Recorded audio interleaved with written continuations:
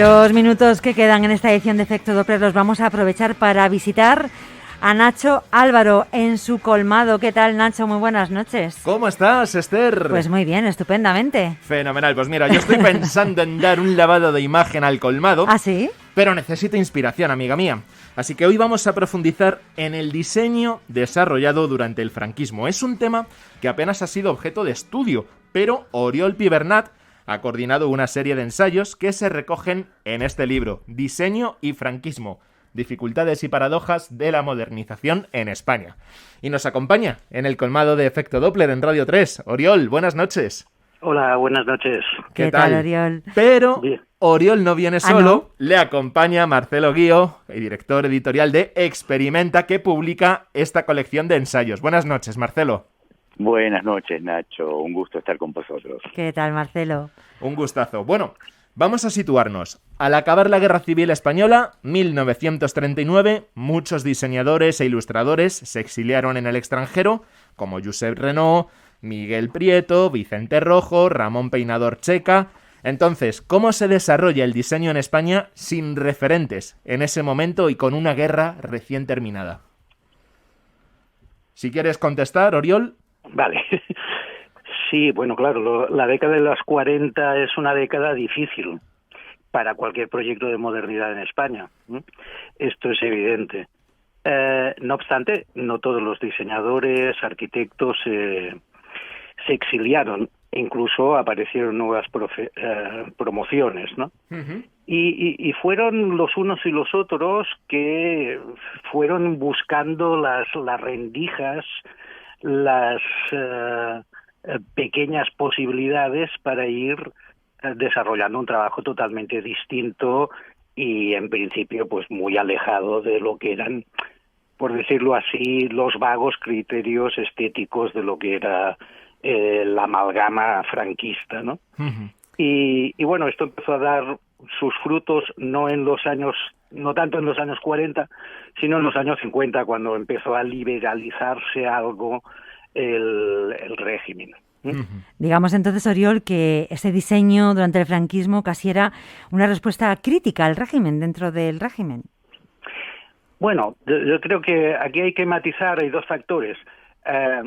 Hay un aspecto que podía ser incluso de crítica interna, de gente que había sido más o menos próxima al franquismo, que se fue alejando progresivamente. Este es el caso de algunos arquitectos, y algunos que eran incluso afines, porque, digamos, el relato de que el diseño siempre fue antifranquista, o los diseñadores o los arquitectos, tampoco es verdad. No es el caso de Fisac ni el caso de Coder, que era gente conservadora, ¿no? Sí.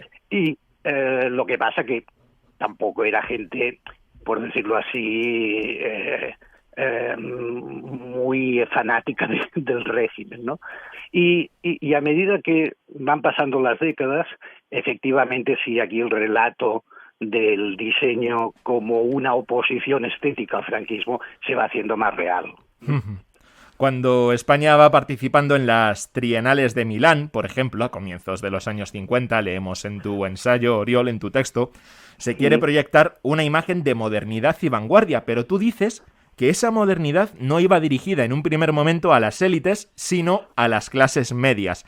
Entonces, ¿qué objetos hacen referencia a esa modernidad más accesible, más rutinaria, en la que España pudo haber aportado en un momento dado el talgo, por ejemplo?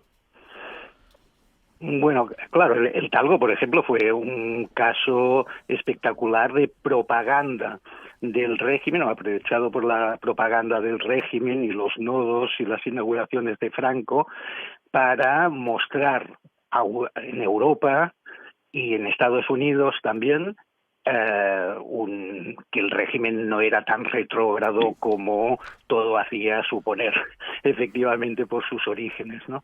Y a partir de finales de los 40, cuando es evidente que la autarquía no funciona y es evidente que el único aliado real que tiene el franquismo es Estados Unidos, y por lo tanto el que le hace entrar en el bloque occidental, estos proyectos de modernización, en cierta manera, serán avalados por el régimen, sobre todo de cara al exterior, ¿eh? Este es el caso de las Trienales de Milán, y luego será en el campo artístico el caso de las Bienales de Venecia. También. Donde, sí, claro, en el caso del arte, ¿no? Ya utilizando el arte, las presentaciones de Tapias, de Saura, de todos los miembros del grupo El Paso, que contarán, digamos, con el aval de la administración. Claro. Pero obviamente era una operación de presentarse como un régimen más abierto de lo que realmente era de puertas adentro, claro. Buscando la legitimación, por decirlo así. Resulta también muy curioso leer cómo la naturaleza del diseño español que se mostraba en estas citas internacionales mostraba una convivencia entre campo y ciudad, tradición y modernidad y otros contrastes, que esto resulta muy interesante, llamaba la atención precisamente de otras potencias. ¿Esa conjunción de contrapuntos era intencionada? Es decir, ¿los diseñadores buscaban esa comunión o es que se hizo de la necesidad virtud? Tal vez ambas cosas, ¿no? En el caso de los trienales es muy claro, es decir, los países europeos que estaban ya en procesos de recuperación muy rápido, como Alemania, la misma Italia, etcétera, empezaban a mostrar pues bienes de consumo, de diseño industrial, ya durante la década de los 50. Y España no tenía estos bienes de consumo, ni modernos ni casi ni antiguos, porque solo en la década siguiente, con el desarrollismo, realmente empieza a estructurarse una sociedad de consumo y una reindustrialización del país. Por lo tanto, allí no tenía posibilidad de competencia en este territorio. Y realmente inventaron una fórmula bastante inteligente, o aplicaron una fórmula que era este contraste, mostrar esta España de contrastes entre el genio, digamos, el genio individual del artista, país de artistas, Miró, Dalí, etcétera, y las nuevas promociones, Chillida, que también estuvo. Efectivamente.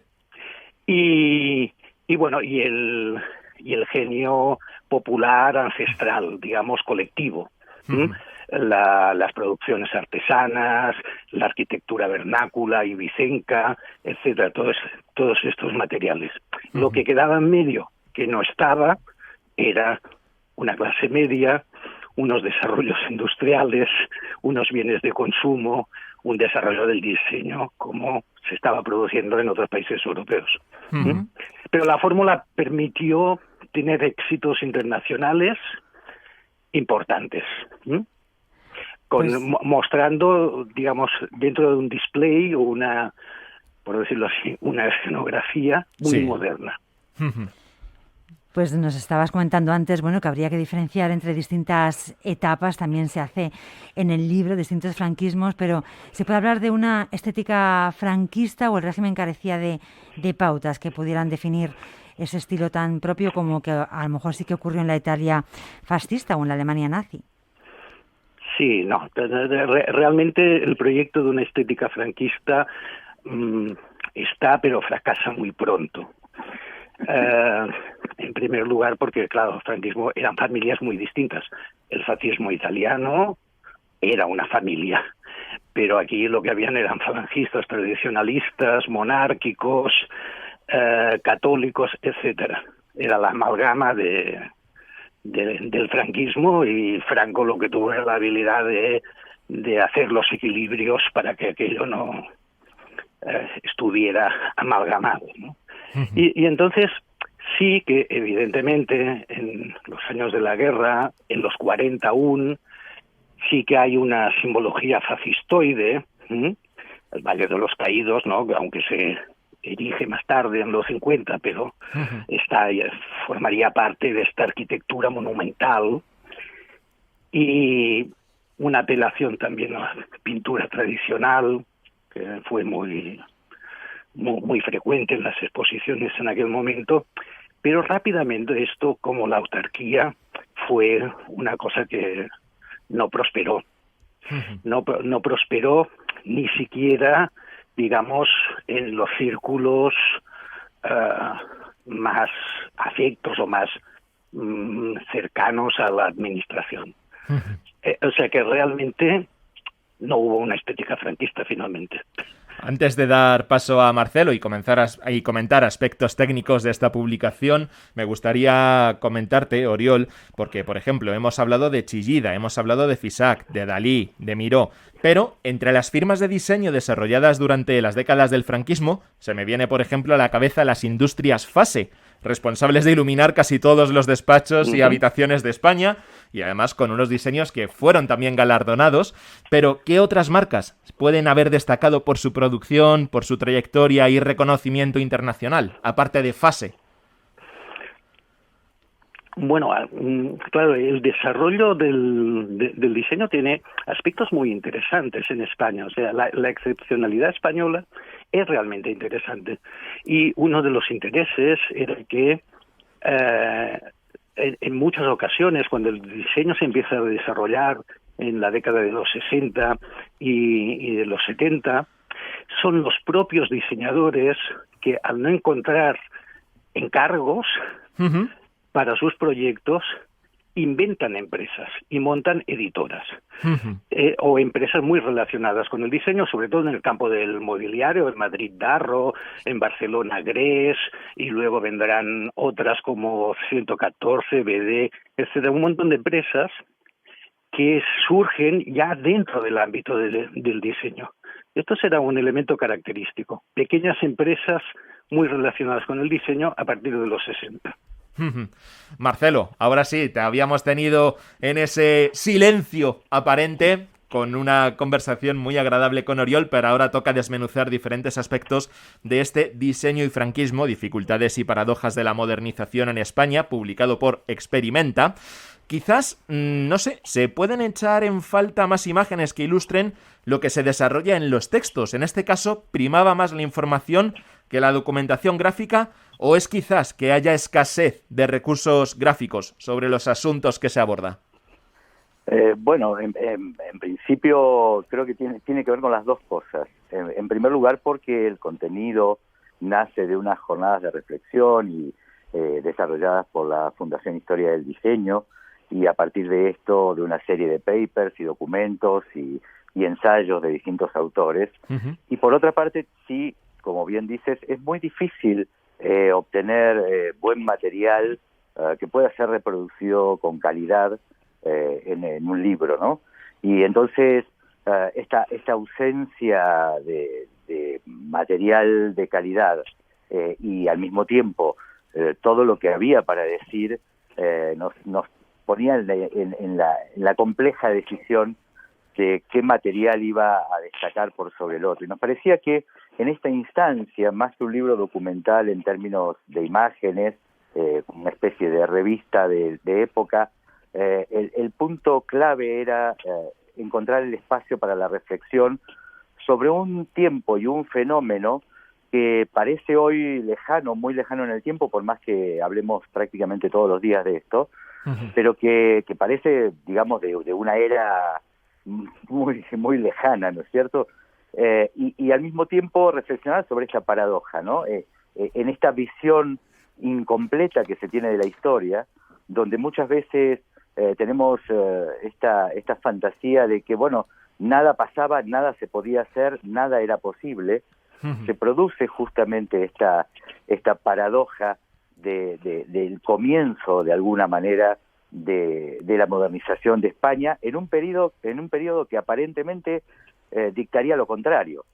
Más allá, obviamente, de estas necesidades que todo régimen y todo gobierno, te diría, en todo el mundo, trata de montar una visión hacia el exterior a partir de fenómenos culturales trascendentes. Y el diseño es un fenómeno cultural trascendente al mismo tiempo que es parte fundamental de un proceso industrial. Entonces, el diseño de alguna manera tiene esa posibilidad de la amalgama entre el espacio de la cultura y el espacio de la industria, ¿no? Y creo que obviamente es un buen caballo sobre el cual montar la percepción, una percepción de imagen positiva, ¿no? Pues sí, lo cierto es que es sorprendente, ¿no? Lo que encontramos aquí, esas aportaciones del diseño. ¿Y te planteas, Marcelo, nuevas publicaciones que profundicen en este asunto? Mira, En el diseño del nosotros, franquismo, sí. sí.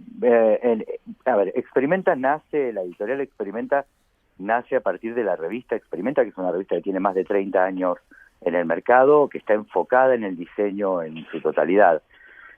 Cuando le dimos impulso ya hace algo más de 3 años a la editorial, tomamos la decisión no solamente de enfocarnos en aquello que sería lo obvio, digamos así, para el mundo del diseño, es decir, contenidos relacionados con la profesión, la reflexión en este mundo, y empezar a abordar caminos laterales en los cuales el diseño ha impactado fuertemente y que tiene que ver con estos hechos también que decía antes, que tienen que ver con la cultura. En ese sentido, yo creo que diseño y franquismo debería ser la primera parte, claro, de este fenómeno, porque ha quedado mucho material por reflexionar y sobre todo me parece que el libro tiene una visión muy interesante en lo que tiene que ver con el contexto histórico de ese momento. Pero también es interesante profundizar aún más en lo que es el legado de esto desde la perspectiva del presente. Y aquí hay un juego muy complejo, y lo sabemos como editores esto, que es hacer equilibrio entre lo que uno cree, en lo que uno piensa como editor, en lo que uno, incluso desde lo emocional, frente a ciertos temas, la posición que uno toma desde lo emocional frente a ciertos temas, y tratar de tener una mirada, no digo aséptica porque es imposible y porque además este tipo de fenómenos distan de ser asépticos, pero sí por lo menos que integre más claramente las distintas voces y que realmente rescate cuáles han sido los aspectos positivos, si los hubo, en esto que es muy complejo, pero que seguramente los hubo porque, a ver... Hombre, al menos queda esa constancia, que claro, son diferentes ensayos que lo abordan. Claro, y por otra parte, ten en cuenta que colectivos profesionales que hoy están y que son muy fuertes, asociaciones profesionales, digamos campos de estudio que nacieron en esa época, hoy están consolidados. Entonces hay aspectos a destacar y me parece que el tema da para mucho más y seguramente lo abordaremos. Pues esperaremos las siguientes entregas de esta colección que puede iniciarse aquí con esta colección de ensayos Diseño y Franquismo. Oriol Piebernat, autor y coordinador de esta publicación, y Marcelo Guío, director editorial de Experimenta. Muchísimas gracias por esta visita al colmado de Efecto Doppler en Radio 3. Muchas gracias. Gracias a vosotros. Sí, gracias a vosotros también. Despedimos Efecto Doppler, pero llega Leire Guerrero y su nanana.